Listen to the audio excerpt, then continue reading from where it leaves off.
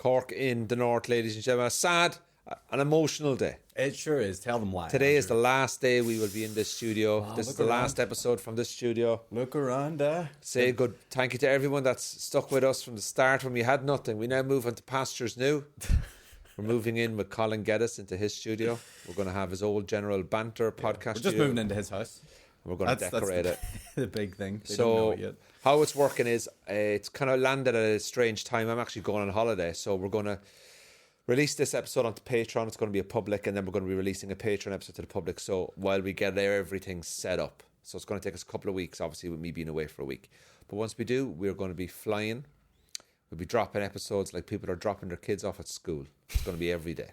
All right. Especially if they're from the West, because that's a lot of kids. That's a lot of kids. And we'll have a lot of episodes. I mean, you've done a lot for the West by having. I single-handedly reduced a lot of the population when I had that done. Yeah.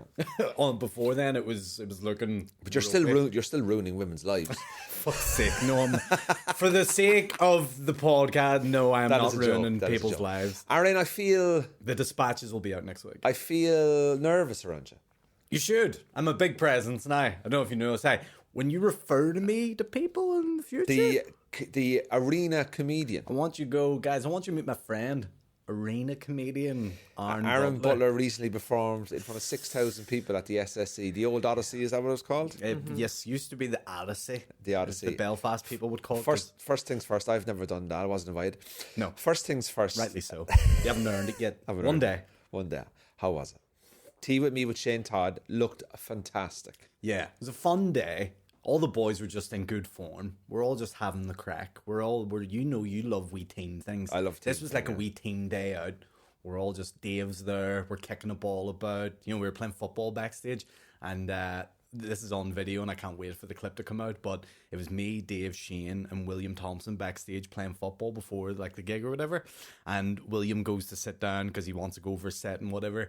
And me, Dave, and Shane are kicking about, and Dave just gets like a bit of an evilness to him and sees William in the corner of the green room in the SSE and decides to full blown pelt the ball at William. Now he misses. The ball hits the wall, but because he put that much force into the kick, he swept himself off the ground. Now, Dave's a big guy. Literally took himself off his own 2 feet and landed on his back. Like, proper fell. And you just see it on the camera, and it's very, very So that's going to be a clip, obviously. That's going to be somewhere on the internet at some point, and I'm very excited for that. But, in general, great day, great time. Just mental. When you're out performing on the stage, they have it lit in a way that you really can't see anything. Yeah. When I say that, like, most times when we're on a stage when there's stage lights, it's hard to see it the best of times. The SSE is like 10 times any other stage when you're trying to see a crowd, because it's like they just have it totally blacked out. And I mean, like, the sides, the back, everything is black. So you're performing essentially a black curtain, which is weird because you can hear everything. You can hear all the laughs coming back to you, but you're like, I cannot see.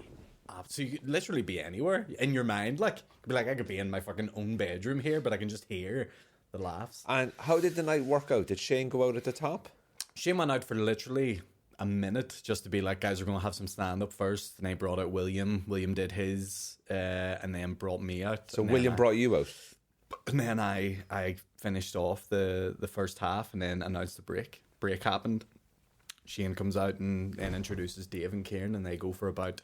They went for about an hour and 20, I think, hour and 25 maybe, and then we finish with Mark McCabe, DJ of Maniac 3000, coming out, and we finish off with a big rave, and it was class. So you basically had a rave at the end? At the 2000. I thought it was 3000. That's the busted cover.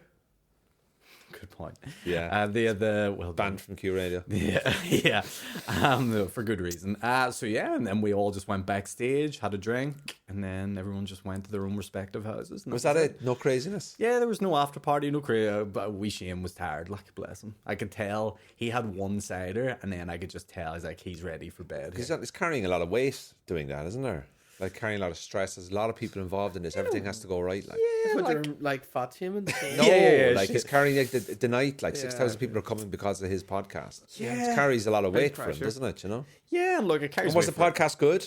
Oh yeah, it was really good. The audience loved it. Like, it's so hard to tell how something like that's going to translate in such a big room, but it was great. Yeah, the audience were really, everyone. The feedback I've heard from across the board was great. And yeah, a lot of stress on the camera guys because they were recording it all, and it was such a big room. It was hard for them, but they did it really well. But yeah, big production. So when you went to bed that night, did you ever think to yourself like, what did I just do tonight? Kind of thing. Like, when it really hit me was when I went out and did my set. Like I said, yeah, pitch black, so you can't really see and you can't take it in. Well, you can't take it in, but you're not like, oh, I can see all 6,000 people here, because you can't, because it's pitch black. Whenever I went side stage to watch the actual podcast, and then I could get a clear look at the audience, it was like, holy fuck, that is the size and scale of it, you know. That was when it really hit me. I was like, I was just out there to all those people just talking about my dick. And was your mum there? Yeah, she was there for some friends. Yeah. Well, what she said? She loved it. Yeah. She's. I know. She DM'd me. She DM'd you. No, she didn't. Yeah. What are you joking? Why didn't you want? I'm jealous. This is me DMing Andrews, man, just through the Ouija board. Hey, if I've given out, I gotta take it. You gotta take it. I must say that was very funny, by the way, and it was very fast. That was very fast. As a comedian, I do appreciate that. I dished it out, which I thought was funny, and he dished it back, which is funny and awkward. But I will admit, it was very good. That was very good, mate. Thanks very much. I don't even use the wee pin thing. She uses my dick. She just guides it. Sorry. It's only joking. It's only a wee joke. It's only a joke. It's fine. It's okay. You dish it out, you get it. That's good. But when you went home and you woke up the following day, you'd be like, I don't think if I told anyone on the street what I did last night, they'd kind of believe me. Like, you know, that kind of thing. Like, it's a strange thing to go like, I'm going to the SSC, what are you doing? I'm just going to do the gig in front of 6. Like, it's amazing how these opportunities can appear when you say yes to yourself to being a comedian and being in a scene and actually making the effort and doing all the shit gigs and building up friendships and going on pods and all that kind of stuff. Yeah. That actually, there are 6,000 people in Belfast that got off their arses months ago and booked tickets to go and listen to 3 people just have the crack and 2 people do stand up. That's the thing. Like, me and William were talking about this earlier, that like there's like, we're losing a bit of perspective to how big everything is now. You know, like it's sort of like people are going, well, when you're putting on a show, it's like, well, when are you doing your SSE arena? And it's like, you know, he's doing the Ulster Hall here, which is like, man, I'll do the car park of the SSE. It's like, William's basically sold out the Ulster Hall, and he says, I don't know if I feel like it's that special now. Whereas like a couple of years ago, that would have been like the biggest fucking thing ever. It's a good point. Like, yeah, like people sort of forget. You know, I can remember 10 years ago, let's say, when Shane Todd put on for sale his first ever Mandela Hall. And keep in mind, Mandela Hall at that time, I think it was 400 cap. And I remember when he put it on sale, we were all like, you're mad. You're like, you're fucking... I mean, good on you for taking the risk. Now, he did sell it out. But even to do that at a certain period of time was like, no way. And then when Shane did like the first Ulster Hall one, we were like, fucking... And then we sold 2 of them. We were like, no. And then Colin sells them. We're like, gee, this is mad. And then, yeah, you're right. Nowadays, we're like, oh yeah, there's William doing Ulster Hall. It is a wee bit like more... You did 2 Laveries. I did 2 Laveries, yeah. Maybe could have did a third if I wanted to push it. Yeah. Oh, no. Honestly, I'm very grateful for all I've done 2 Everymans in Cork. You did fucking 3 black boxes this year, all sold out. But look at how big this podcast has became even in the last year and a half. Like, and like, insane. I mean, like this kind of podcast, it's kind of, I'll be honest with you, like I've kind of loved it and fallen out of love with it and fell back in love with it. It's my fault. You know what I mean? And I just feel now like I feel marriage counselling with it. No, but like I do feel like I'm getting better at it, and we've got a load of really good guests coming in and mixing it up, and having Aaron here regularly with a few other people here and there, a few people on their own and stuff. I've got better personally, and I don't mind saying this. I do believe I'm a better number 2 than I am a number 1. I think I'm a really decent podcast guest in terms of going on Shane's pod and stuff like that. I think I'm a number 2 in the radio. I don't ever want to be the number 1 in the radio. I like being the kind of winger that comes in every so often and picks up the ball and does something. That's crazy. me on every podcast. No, but you know what I mean. That's the fun part. Yeah, whereas when you're hosting's a pain. I feel like I have a different job. I feel hosting a pain is hosting is really good fun. But I personally see a future that I want to get involved in is documentary making and also hosting a chat show. Whether that would ever happen is another fucking thing, but it's something that over the next 12 months I'd like to really push to try and have a chat show, whether that be in a podcast kind of format like this, or even trying to get somebody in some sort of TV station to give me a meeting. Do you know the kind of way? Like, where I can say, look, can I pitch an idea to you? I want to be sort of like, you know the way like Keelty's doing the Late Late Show? I'm not talking about that. But up here, I'd love to maybe create a show up here to host, whereas a southern person living in the north is hosting all the cool things about the north from a different kind of angle and a different perspective. It's not saying that it's anything like I don't have, like, all means don't have any profile in terms of something like that yet anyway. But I would love to kind of like work towards something like that. Now, people say like, oh, yeah, keep fucking dreaming. Hey, people told me when I started out as a comedian, keep fucking dreaming. Do you know what I mean? If I had the best 14 years as a full-time comedian, you know what I mean? So, like, fucking just over 6 months ago, it would have been, like, nuts to suggest you'd be doing the morning show on Q Radio, like. Exactly, yeah. So I don't see any reason why I can't go for it. But that's... I like to think I can get better. Like with any job that we do, especially in performance, and you know this as well, Sean, from music, is that you make your mistakes in front of the audience. Okay? We make our mistakes. I make mistakes on doing this. I would have talked over people, all these types of things, you know. Not asked the right questions, didn't pick up on something.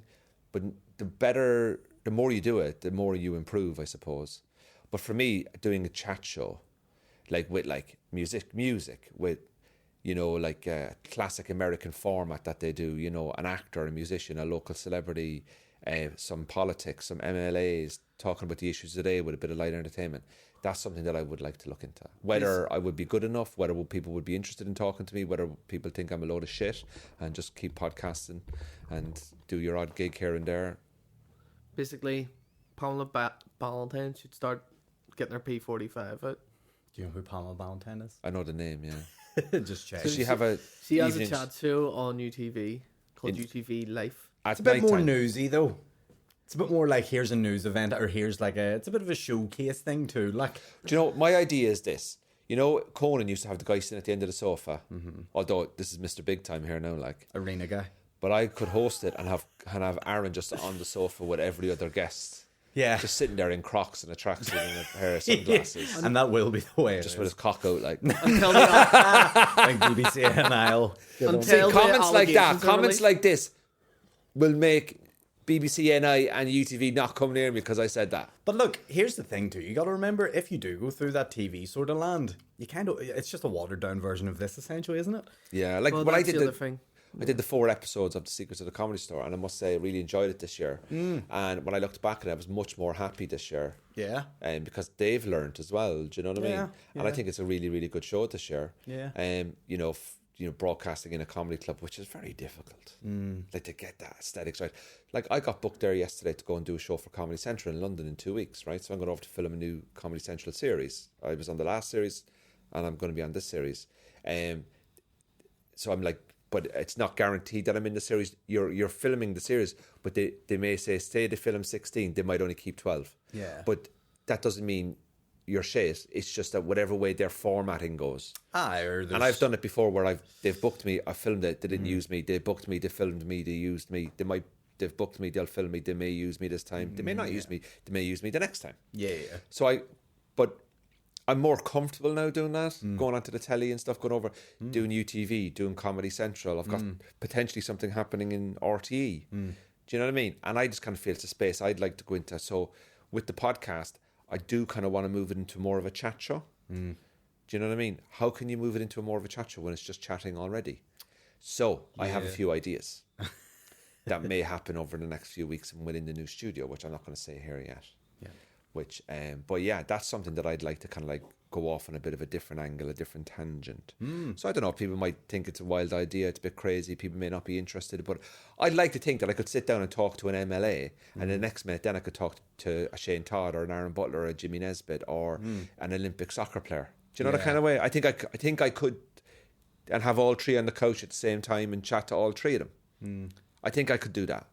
What do you think? Not saying, you don't have to give me... I'm just thinking, like, do you think that there's an opportunity for something like that here? They've tried it. They've attempted it many times over the years in BBC. What about Jerry Kelly? Was there a Jerry Kelly or something? Yeah, that was one at one point. They also tried to do one with Eamon Holmes and Rachel Tucker back in 2009. They only got like 6 episodes of it. Didn't work out too well. Okay. Why aren't they working out though? We don't have the budget for it. We don't have the talent for it. Right. And if we do have that, the BBC aren't utilising them. So we have a rake of fantastic comedians, fantastic writers, up and comers included, and you know. So you think that the Northern Ireland scene, whether in the art scene, music, acting, writing, script writing, comedians, singer-songwriters, whatever, is not getting the correct exposure? No, and here's a great example. Nothing against the Blame Game. Love the Blame Game. Great show. Love to see it. Hope it continues for years to come. Absolutely think there's a great audience for it. All the people on it are fantastic. But I think there's an opportunity to have a new panel show on there. I think over the last year, we sold out 2 panel shows, one in the Waterfront Hall, you know, with all the new wave of comedians, me, Shane, Kieran, Dave, Mickey. You know, if we can sell out the Waterfront Hall and we're doing it pretty easy, why is the BBC not peeking their head in and going, well, maybe we should do something about this? And they've not. And in fact, meetings we've had with them, from what I've heard, they're not interested in getting involved with it at all. Couldn't tell you. Yeah, the Hole in the Wall era. Couldn't tell. Like the Hole in the Wall gang era, you know, was like a big time for like NI comedy, but more so in that sort of like sketch type of stuff. But you know, with the amount of talent now, there is an opportunity there. You know, well, there's a lot of talent now that are using their phones and their socials to actually go, you know what, I'm going to bypass the TV and just do it myself. Well, that's it. It's like everybody has their own version of fucking Wayne's World now. You got to remember, Patreon and the internet and YouTube has changed a lot of the landscape as well. So people sign up, £3 a month. People choose the content they want now. They don't have to go to the TV. They go to the internet. They listen to a podcast. They put it on their Spotify. You know, I think the TV landscape, and you're touching on, you know, you have the ambition or you would love to do a chat show of some kind. For me, in my thinking, I would be thinking I would want to do not what the chat show is, but what is the next chat show? What's the next rendition of that? What's the next incarnation of the chat show? Is it a Patreon only thing? Is it a live stream only thing that happens every Friday night where you get a room together in the black box small room, you get an audience and they pay £3 in and you have 2 guests on, it's all live and everyone, that's a great experience? Is it something like that as opposed to the traditional, let's sit down with BBC NI, let's have meetings with 20 different producers, let's try get checked off a million different jokes that we're going to get cancelled and tweaked and turned around that people who really don't know comedy will talk about. So yeah, I just don't know if we have the infrastructure for it. And I also think BBC NI are very afraid of taking risk and they don't have the ability to take risk. At least I haven't seen it portrayed in the last 10 years anyway. Yeah, there's an issue with budget because like there's BBC, then there's like the independent, you know, like there's BBC private NI. places like ITV or Channel 4, whatever, like that could take on the TV shows. But with them stations, you're dealing with sponsors who then don't want to sponsor certain types of content as well. So like you're not going to be able to like... Look, I'll summarise it in the easiest way here. BBC NI turned down Dairy Girls. RTE turned down Father Ted. Like, you know, if you're like, and look what that went on to become. I mean, I just think they haven't had a big win in a very, very long time. And I don't know if they want to. And they've got Mrs. Brown's Boys. Which is not aimed Scotland. For us. Yeah, but that's not aimed for us, though. That's not aimed. That's not. BBC have to make stuff for every demographic. Yeah. Not everything that the BBC make is for you. Do you know what I mean? Absolutely true. Look, like but this is why they're also afraid of taking a risk. Like, I get that they have this core audience of like an older generation who have maybe come up with the Hole in the Wall gang. And maybe look, absolutely nothing wrong with that content at all. Absolutely great. There's an audience for it, but why are they not looking to expand and go, oh, well, you know, there's this niche of the market. There's an 18 to 32-year-old comedy niche in the market that we could be appealing to. Again, it's one of those things, you know, we're in such a different era now that the comedy that generation wants to see, I don't know if it's broadcastable. I'm not saying I think what your idea is... Sorry, one second. Just move forward a little bit. It's just rubbing off the pictures. I can't wait to the new studio because I'm too close to the backdrop here. Yeah, no, why is there a picture of Alicia? I've never mentioned Alicia Keys once. She better not be coming with us. I love her. No, she's not coming with us. Alicia. I've put a ban on it. I think you're like your idea can work, but within the internet, I think what we could be doing with all the podcasts is just the same thing, but just with a smarter head on us, with more. Well, I think what I'm going to sponsorship. do is we're announcing a live show for December for this podcast, and I want to do it in the chat show format. Yeah. And then I was thinking that maybe do a live chat show every quarter. I think that's the way to go. And about I would it. hire a venue, say 100 seats, 150, 200 seats, offer people a ticket, have a band ready, have somebody from the acting world. I'm going to try and get somebody from the politics world, maybe somebody of interest in the north, a comedian, whoever, a rugby player, say for example, after the World Cup, like just anything generic, and then just say look, and then film it, just go out at the top, do 3 to 4 minutes of stand up, sit behind the desk, got me cue cards. First guest today is MLA blah blah blah Joe Blogs. They come out, you chat to them for 10-15 minutes, we stay on the sofa while we bring on the next guest. Here comes rugby player from Ulster and Ireland, whoever, and get the audience to sit there, and then there'll be, say, a bit of a break. You come back, you might have a stand-up guest for 10 minutes. Those 2 guests head off, and then you bring in another guest, and then you finish up with a bit of music. And the audience and you do it in the afternoon. So the audience can come in, have a cup of tea, bring their own booze if they want, or whatever they want to do it, and then head off home, and they don't have to worry about hangovers or getting home and getting taxis. They can drive in. I think that is something that I want to create now. I want to do something like that along with the stand-up and the radio and move this into that sort of space. That's my idea and that's my plan. So I don't know if you guys think it's a good idea. Can you comment below? Let us know if it's something you'd be interested in watching and hearing and seeing, or would you come along and see it live? Let us know. Just put down and say yes, 100% on board. And you know what? If enough people comment on it, what we'll do is we'll pick 2 people and we'll give you 2 free tickets to the first one. You can be How the about first that? 2 guests. So the first people to comment, if you comment and say, yes, I'm in, yes, I'm in, we'll pick 2 of them. And when we do it, we'll give you 2 free tickets. So comment below on the YouTube. That would be great. So the Odyssey was good crack anyway. Yeah, they have a Nando's there now. It's exciting. Did you get Nando's delivered? Absolutely. What time did you arrive at? I was there from. I got there at 4:30. Jesus, that's early, man. Yeah, but look, I like to get there a wee bit earlier anyway to see the stage, see everything, take it in, just enjoy. Was it mad? Yeah, you just can't believe it, because you're just like, it's look, it's a great thing to see how far the scene has come. Yeah. You have to remember, I've been here since 2009, 2010. When there was no laveries, there was the Empire was very hard to get into. You maybe had one open mic club, which was the Pavilion, and if you got on there once a month, you were looking good. Yeah, it's just crazy. And the Pavilion had no people in it. The Pavilion had 8 comedians in it watching every week.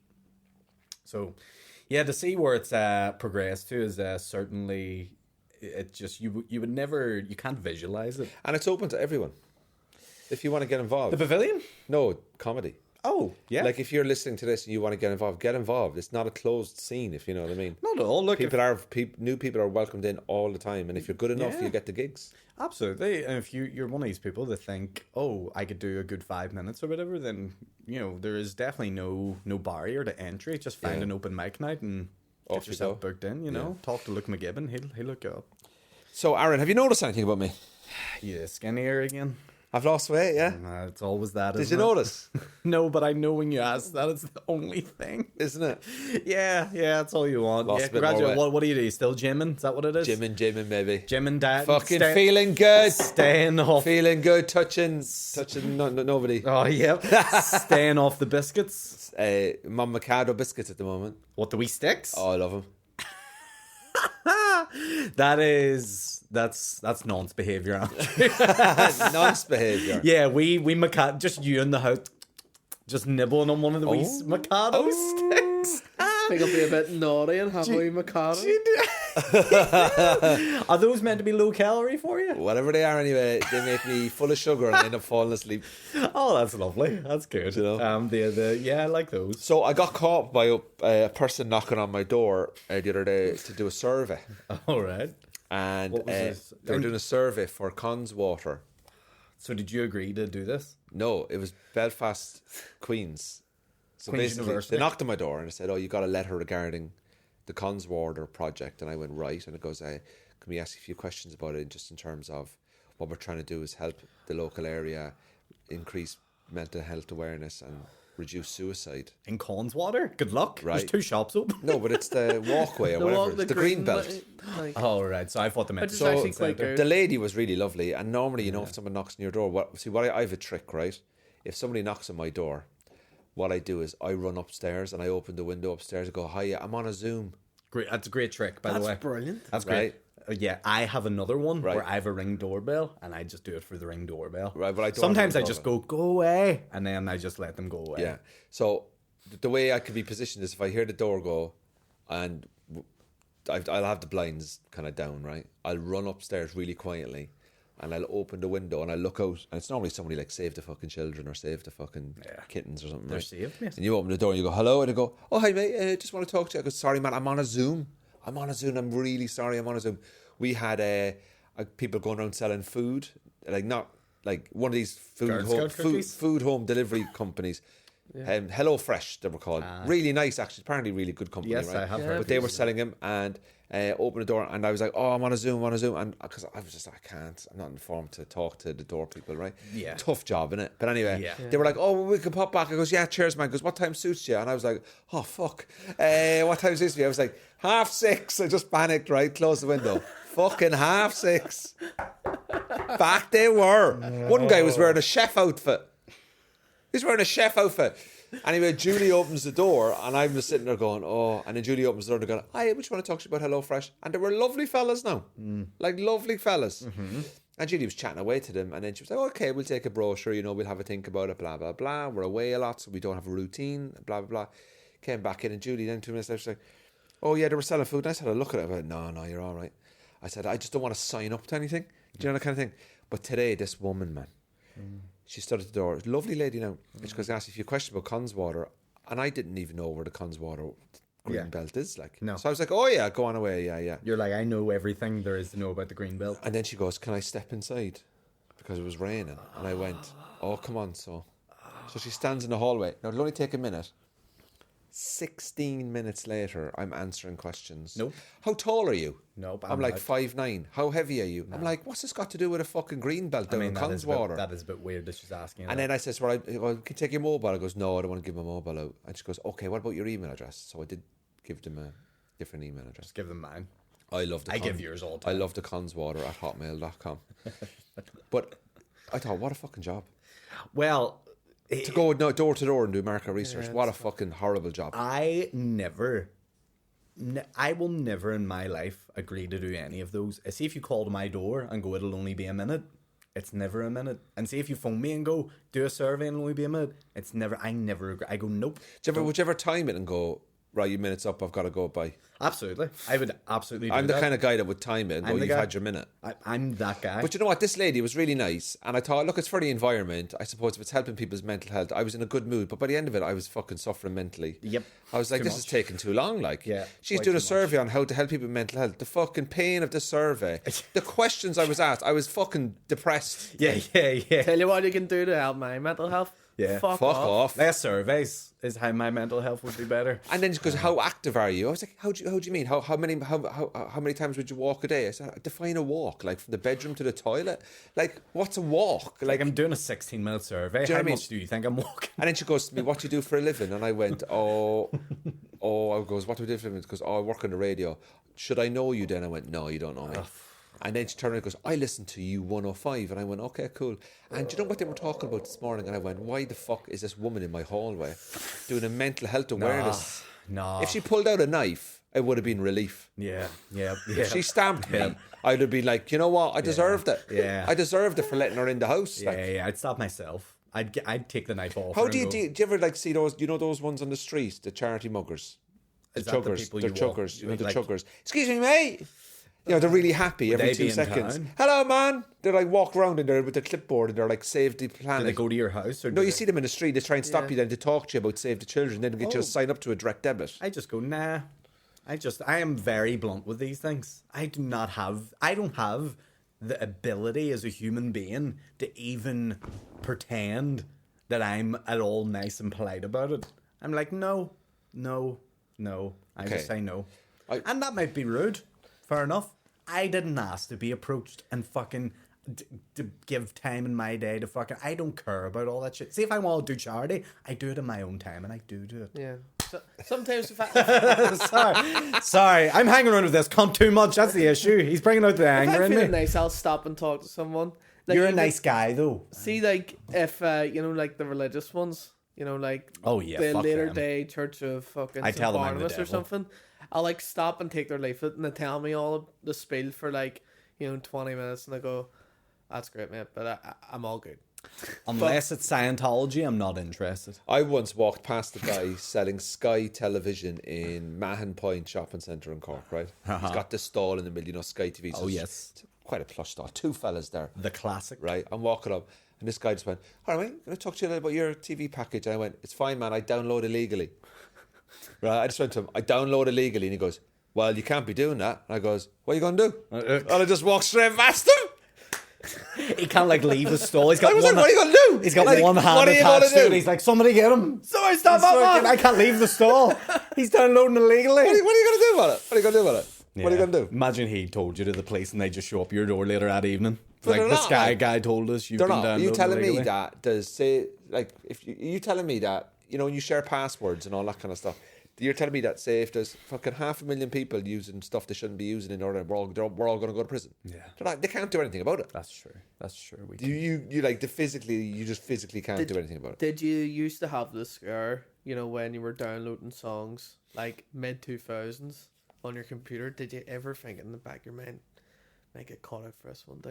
No, no. I think this is the thing. What happens is that people like Sky and Apple TV and Disney and all these kind of things. Now, can I just say I don't download anything illegally. I just don't watch a lot of telly. I have Netflix, by the way, $4.99 with the ads because I'm not paying the $8.99. You watch the ads with Netflix? I'm not paying the $8.99. You're a mad cunt. I paid the $4.99. Nah, I will pay double what you pay with no ads. Anyway, I'll pay more for you to have more.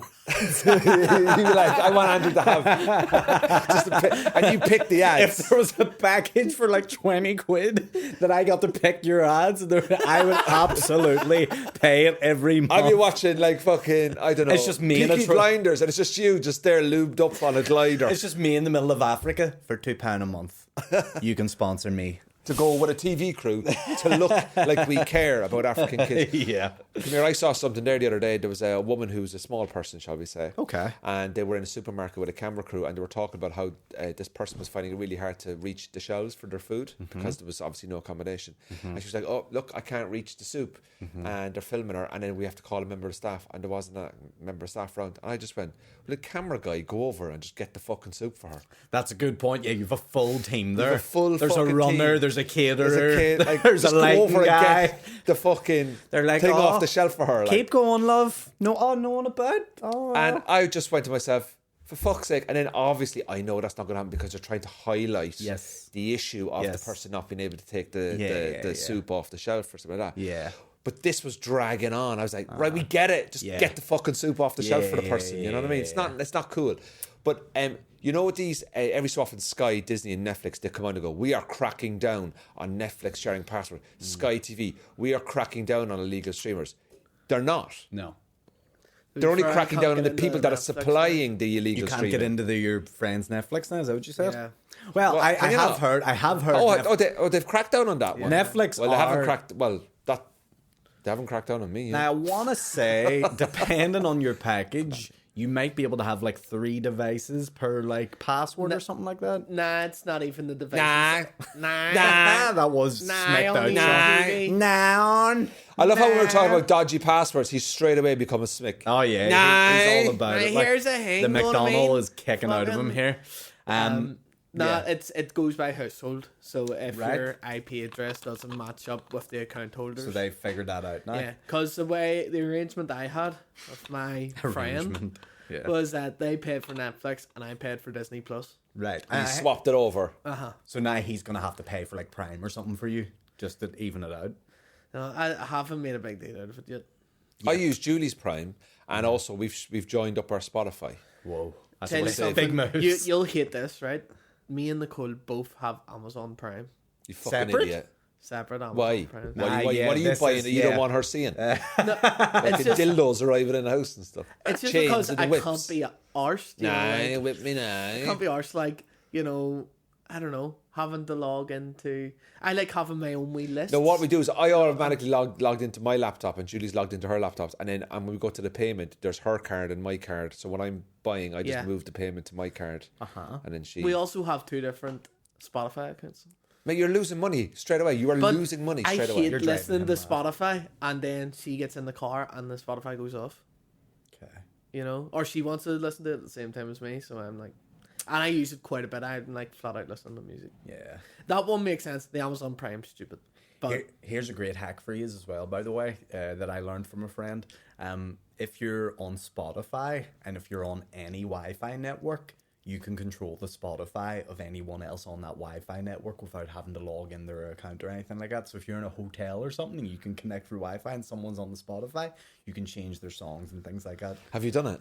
Yeah, I've changed 1 or 2 before. Yeah, for the crack. Yeah, I go straight to Wolf Tones, Black and Tans. It's great. And he's in the King Charles Hotel in fucking I'm Kensington. in London. Yeah, one of my favorite things, you know, being at like a fucking an event, like say for like work or something. Oh yeah. And they're playing a bit of music for a Bluetooth speaker. Yeah. That's like fucking amazing. Being able to connect up to the Bluetooth speaker and just play whatever. But the Spotify one's great. Any conferences you're at, anything else, just connect to the same Wi-Fi. Get on your Spotify on your phone. That's so cheeky, man. Fuck around and enjoy it. Send me videos of it. You know what I mean? Tag me in it. Do you know what I used to do when I was a kid? This is the older version in the 90s of doing what you're doing without tech, right? I remember we used to go to weddings. You know, we stay in hotels. Whatever. I remember being in a hotel in Cork at a wedding, right? And remember, people used to order breakfast by filling out a card and putting the card at the front of the door. Oh, this is great already. And it would also be collected. And they still do that. They still do that, yeah. But obviously, you know, you can still do that, obviously. But nowadays, you kind of ring down or you do it on whatever it does, right? So we're at the wedding and the wedding finishes, whatever, like 1:30, 2 o'clock in the morning, right? You're going back to your hotel room. This is so bad. And I'm walking down the room one night, right? I am probably 21 years of age, steaming drunk, walking down. And the breakfast cards are outside the door, and people have ticked, you know, when do they want it? Between 7 and 7:15. Gluten-free bread, jam, sausages, vegan, eggs, like all this, coffee, you know, toast with marmalade, and all the little ticks. You know what I mean? One night, me and my mate were so pissed in this hotel, and we had pens in us, and we just went and like changed some of them, right? But a lot of them were actually filled out in pencil. Oh yes, back in the 90s, right? Yeah. So I remember one time we were walking down the thing and we went and changed a few. Or what we would do is we would just take them off the door and go to bed with them. No, just go. And they would never get their breakfast. Oh, that's diabolical. Oh my god! Imagine the hotel reception having to get the phone call. It's we're missing the breakfast. We're missing the breakfast. We're missing the breakfast. And I'm in the bed, hungover, with all the when I'm 20 years of age, with like 6 or 7 breakfast cards going. What a shitty thing to do, but. You know when you're drunk and stuff like that happens. You're that age and you're an idiot as well. Like when you're that young, you're a fucking idiot. When you're young like that, you're an absolute idiot. Yeah. But I will say, nothing gives me more satisfaction than still filling out that wee hotel breakfast card and putting it in the wee door. So it's great. Yeah, but you know, if you've ever stayed in a hotel in Cork and you didn't get a breakfast one morning in the early 2000s, 20 years and ago, you did not get a breakfast most to your likely. hotel room. It was me. It was Andrew, and he will owe you a breakfast now if you ever say that to him. But we used to get up to all sorts of stuff. Like we would order pizzas to hotels. And then but back then there was no pay over the phone. There was no check. There was nothing like that. You'd ring up pizza, goes, "Hiya, can I have two margaritas to such and such a hotel?" And they were like, "Yeah, and we'll pay cash." And the honor you'd be sitting near the hotel, you see the pizza car going, you go like, We used to do it, you know, when we went to the Keel Talk, we used to order it to different people's sponsor houses. Every single person listening to this podcast or watching this podcast has done something like that. Absolutely. Or has a friend that's done it. Yeah. I went to the Gale Talk, right, when I was 15, right? Went to the one in Ballyvorney, and we were all smoking. You know, you're 15, 16. We were all smoking cigarettes, right? And I remember one day there was an old woman that worked in a shop, and what we used to do is we used to get like an allowance. You know, my parents would you get an allowance and stuff like that, right? We walked in one day, and there was a woman there. I won't say she was old now. I'd say she was probably like to us, she was old. She was like mid-50s, right? Now, she's very young. But now, but what we would do is we'd storm the shop. Like we're teenagers. Like we're fucking idiots, right? We'd go in, and then a few of the lads would like lift a fucking Mars bar or something. Yeah. And you'd be like, I remember one day, one of the lads, now I wasn't involved in this, but he got caught and he got sent home from the Gaeltacht. They would ask someone to distract the cashier, and as the cashier would leave behind the counter, they would reach over and just pocket cigarettes. Pocket cigarettes. And then he got caught and he got sent home. I wasn't involved in that. But look, this is what happens. You ever stolen a car? Stolen a car? Yeah. No. All right, okay. Have you? No. Okay. Oh, no. I mean, For the record, no. the way you say that is you, number one, you have, number two, you make it seem like... No, I've not stolen a car. Oh, you've not? No. The way you asked just made it seem like it's very like every guys when we're all young. It felt like we were being like racially profiled for being from West Belfast. Yeah. Well, you do look like the kind of guys that have shoplifted. Have you shoplifted? No, Yeah. not intentionally. One time when I was 4 or 5 years old, my mum took me to Ballycastle on holiday, and I lifted a packet of hula hoops when I was in my prom and didn't tell her and just ate them. It's a shame. That's fine. That's fine, but that's like the closest I've come. That happened to me as well. Where like I was just a kid. I was maybe like 7 or 8, and I went to the garage with my dad, and he was like, "Pick yourself a bar of chocolate," and I took forever to decide.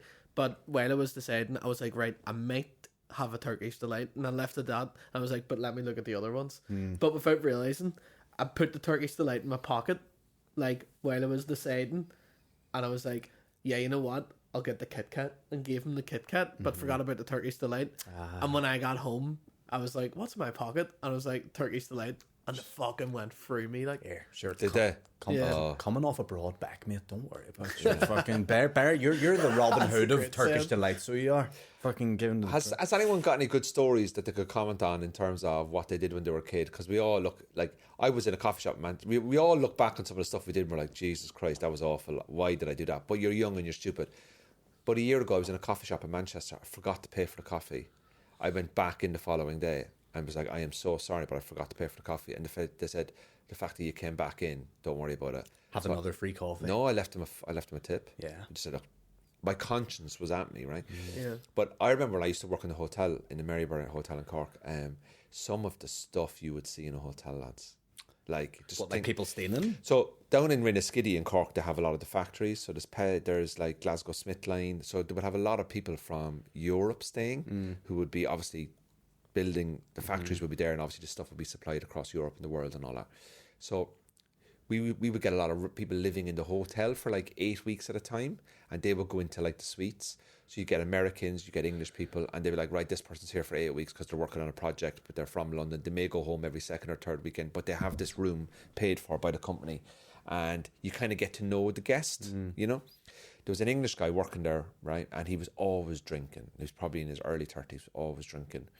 And one of the girls on reception, Orla, I think her name was, he took a bit of a shine to this girl, Orla, on the reception desk. And one particular night, it was like, say, a Friday night, I was working 3 to finish. So you start at 3 and you finish whenever you could be working till 2 a.m, you could be working till 1 a.m, you could be working till 4 a.m, whatever time the wedding was done. Basically, that was it, because you worked 3 to finish. He had come back in to the bar because he was a regular guest of the hotel. You kind of gave him a little bit of leeway, if you know what I mean. But he was a little bit of a pain in the arse. Anyway, he was a bit drunk. He went to bed. We didn't think anything of it. We're cleaning up, right? One of the bars, big hotel. So imagine there's 3 or 4 bars, right? Next thing you know, he's just standing at the reception, balls naked. And I mean, I'm not talking like, oh, he's drunk and he's in his boxers. I am talking, not even a sock on him. I am talking 100% balls naked. Did he have a t-shirt on? Nothing. And he's walking around looking for the fucking receptionist. Now, to this day, you'd ring the guards or you'd ring the police. But one of the night managers was like, come on now, say his name was Adam. Come on now, Adam, up to bed, Adam, up to bed. Got him up to bed. He was so blind from drinking. But look... And then the following day, he never appeared. I wasn't on shift, but obviously all the staff knew about it. Like, the fucking you man who's been here for 8 weeks or whatever. And he appeared then like a couple of days later when I was in on a Tuesday doing like a 4 to 10 or something. And you'd swear nothing happened. Well, look, I think he's in the right here. After 7 weeks of staying somewhere, it's technically his house. So you just got to let him walk about. Oh, the amount of people shagging.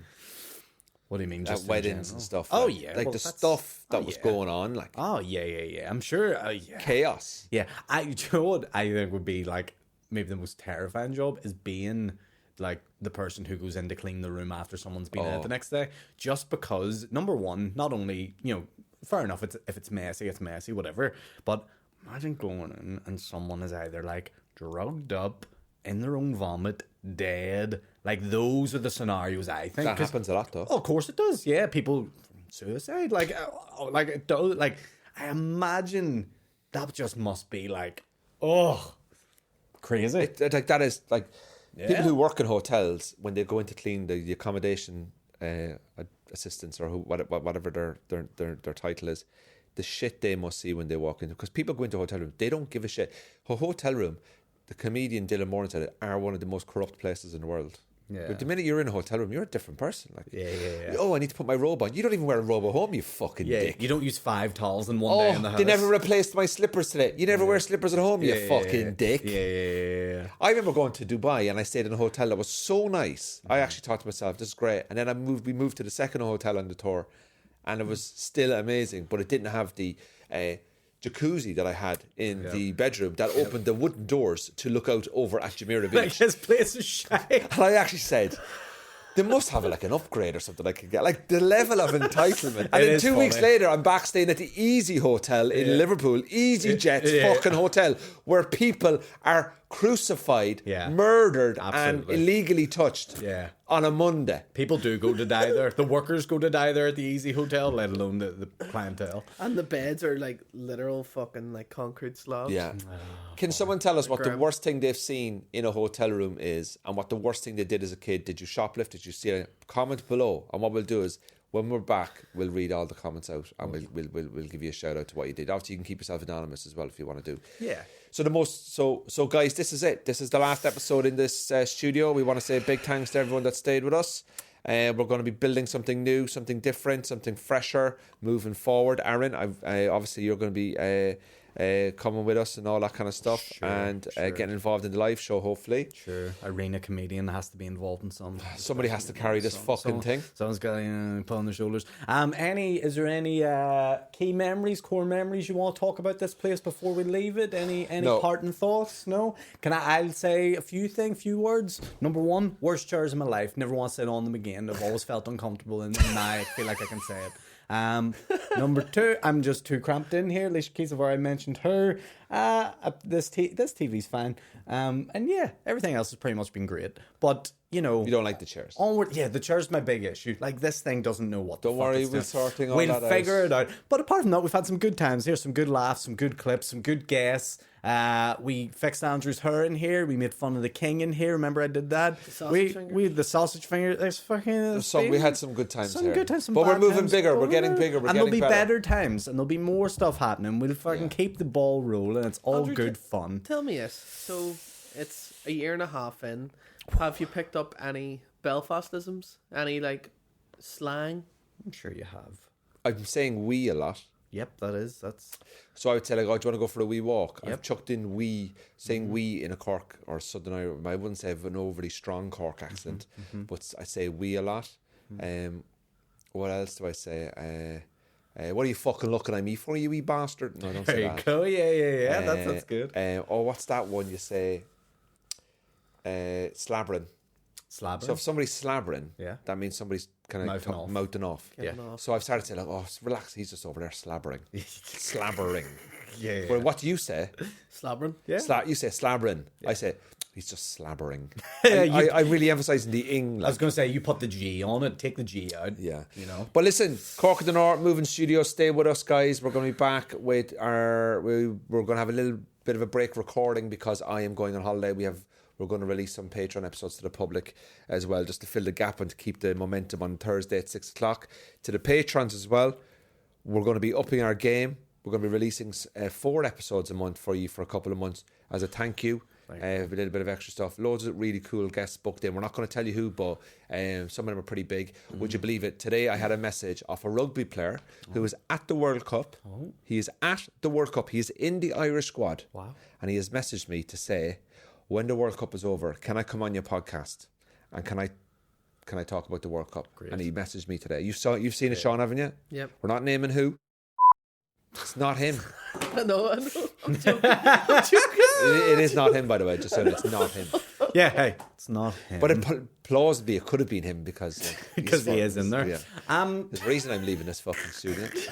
I will say when you do the rugby episode, I'll be in bed. Yeah, I'll know skip it's that one. not for you. It's not for me, but here it'll be for loads of other people. Yeah. But you have fun with that one. Guys, we'll see you in a couple of weeks. Gurmila Mahagut. I'm off to Greece on holidays. Yes. Okay. Thanks very much, and we'll see you soon.